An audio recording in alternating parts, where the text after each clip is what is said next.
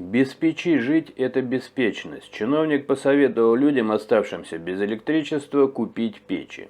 Но без печи жить – это вот термин такой беспечности. Вы как глава семьи, надо думать о надежном теплоснабжении, переживать за жизнь и здоровье своих домочадцев, за свою семью. Поэтому я вот как госорган, я про то, что надежность и жизнеобеспечение – это приоритеты и для государства, и для семьи, в конце концов, чтобы эта живучесть, она сохранялась в любую погоду. И, коллеги, думайте, пожалуйста, про резервные источники, либо генераторы. Здесь люди, уже жизнь заставила, начинают покупать. Это, если мы сейчас в законодательство залезем, там 36-я, не помню какой пункт, 861 постановления, потребитель обязан иметь резервный источник. Обязан иметь резервный источник. На одном проводе зимовать, на холодильник деньги взял, на стиралку взял, на телевизор, на машину взял. Это понятно.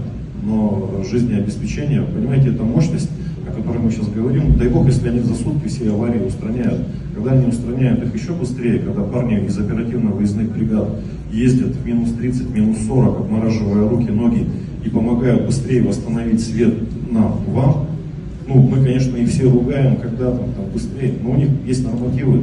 Это не пожарная команда, 10 минут выехали, приехали, да? У них есть свои распорядки и так далее. Начальник управления энергетики Иркутской области заявил гражданам, что они должны сами думать о теплоснабжении и переживать за жизнь своих домочадцев. Чиновник добавил, что живучесть должна сохраняться в любую погоду. Думайте про резервные источники тепла, про генераторы. Жизнь заставила, начинают покупать генераторы. Потребитель обязан иметь резервный источник тепла, сказал Сергей Малинкин.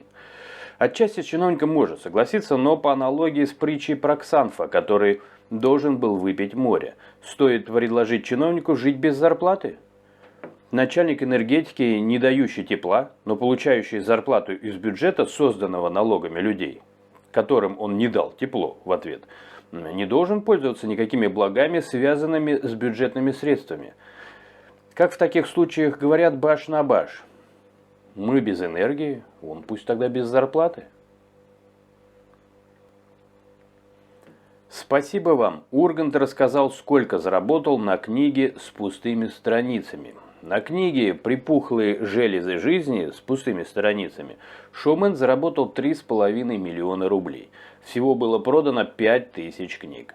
Все вырученные деньги Ургант пообещал передать детскому хоспису «Дом с маяком».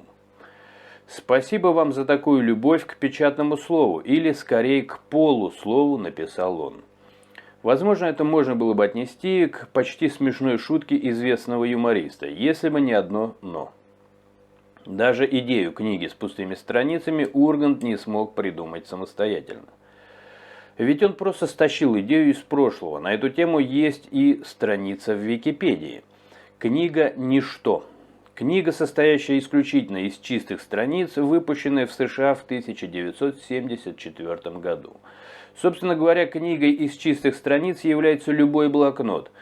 Но на тонкой разнице между книгой и блокнотом решило сыграть издательство Harmony Books, выпустившее в 1974 году книгу «Ничто». Том из 192 чистых страниц, стандартный объем различных записных книжек. Публицист Стефан Кенфер заметил по этому поводу в журнале Time, что книга «Ничто» – лучшая насмешка над ничтожными книгами. По-видимому, книга пользовалась спросом, поскольку уже в конце того же года было выпущено второе издание объемом 160 страниц. У этого издания есть подзаголовок «Хочешь сделать из нее что-нибудь?». Книга содержит на клапане суперобложки эпиграф из Эдуарда Далберга. Нужно много времени, чтобы понять ничто. Вряд ли Ургант понял хоть что-нибудь. Например, что в его случае имело бы смысл заполнить хоть одну из этих книг, но он лишь пополнил тираж, выпустив свой вариант пустой книги. Что ж, значит, мы сами ее заполним, без помощи Урганта. Интересно, Ургант сам-то вообще понял, что унизил себя? Будучи публичным человеком, он дал понять, что не способен заполнить пустые страницы, и предложил сделать это нам. Я отвечу ему только одно. Заполняли, заполняем и будем заполнять. Без советов Урганта. Полиция Калужской области выявила почти 600 нарушений миграционного законодательства. По результатам оперативно-профилактических мероприятий, проведенных на объектах промышленности, строительства, торговли и жилого сектора, правоохранители составили 599 протоколов, среди которых 388 за нарушение правил въезда и режима пребывания на территории России. 94 за незаконное осуществление трудовой деятельности, 72 за нарушение правил пребывания в Российской Федерации, 45 за незаконное трудоустройство мигрантов. В отношении 88 нелегальных мигрантов судами принято решение об административном выдворении за пределы России. Кроме того, реализована процедура депортации 8 иностранных граждан, освободившихся из мест лишения свободы, в отношении которых вынесены распоряжения о нежелательности пребывания, то есть проживания в Российской Федерации. Также 166 мигрантам 166 запрещен въезд на территорию России. Вдобавок установлено 97 случаев фиктивной регистрации по месту жительства и нарушения постановки иностранцев на миграционный учет по месту пребывания. По данным фактам возбуждено 52 уголовных дела. После нападения львов на работницу в Тайгане руководству парка не грозит наказание. Вот таким удивительным сообщением поделился юрист. Глава парка Тайган Олег Зубков не понесет ответственность после того, как львы разорвали директора Леокадию Перевалову, считает адвокат Вадим Богатурия. Женщина сама не закрыла вольер с напавшими на нее львами, и это учтет следствие. Здесь сразу хотелось бы поправить адвоката, что не стоит болтать без доказательств. Если есть вывод следствия, что она сама не закрыла, то так и надо говорить, что был допущен к материалам тайны следствия и получил информацию от такого-то следователя, который говорит о том, что Леокадия не лишили ее жизни со спланированным умыслом, перед этим сделав ее номинальным директором зоопарка, чтобы потом списать на нее какие-либо факты какой-либо преступной деятельности. А она сама, имея почти 20-летний опыт работы с хищниками, умудрилась сделать такую ошибку, которую никогда не делала до этого.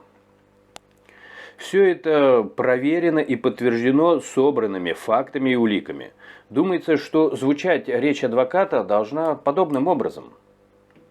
Если это адвокат, а не личная дрессированная баллонка Олега Зубкова.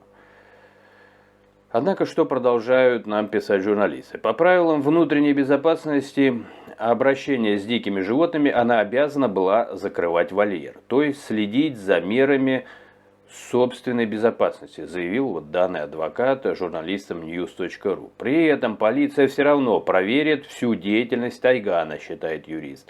Несколько лет назад Зубкова оштрафовали на 400 тысяч рублей за покусанную туристку, напомнили СМИ. Я в очередной раз напомню, что жертв в парке Тайган на сегодняшний день такое количество. И жертвы со смертельным исходом также имеются, если помнить дело Яковлева. Что даже если бы я очень сильно питал слабость и любовь к Зубкову и его бизнесу, уже пришло время задуматься, а не опасен ли этот бизнес для жизни людей.